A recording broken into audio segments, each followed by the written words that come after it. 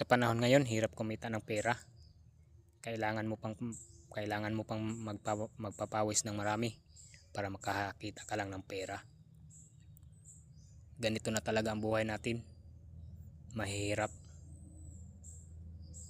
Pero kahit mahirap lang tayo,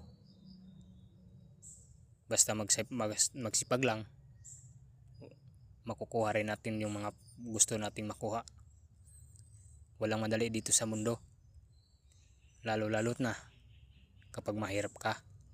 Pero kahit mahirap ka lang, basta maganda lang ang iyong katawan, walang sakit ang iyong pamilya, okay na yun.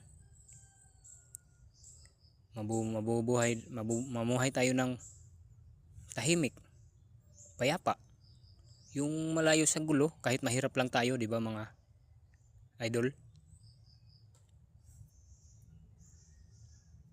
So ato ning maglilinis tayo dito mga idol, kay tataniman na naman natin ang kung ano ang maiisip nating itanim.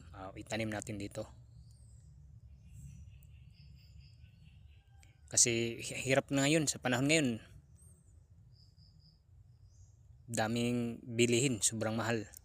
Yung sasahurin mo kakaunti lang, minsan nga hindi ka pa makabayad sa utang mo dahil kunti lang ang natirang sahod. Manang kamo diha, bisag pobre mo or unsa inyong trabaho, dapat inyohang higugmaon. Kay sa panahon karon, lisod kaayo ang walay trabaho. Bisag unsa pa man ang trabaho ana, basta diha ka nabuhi, go lang tayo. Walang susuko sa mundo natin. Thank you for watching.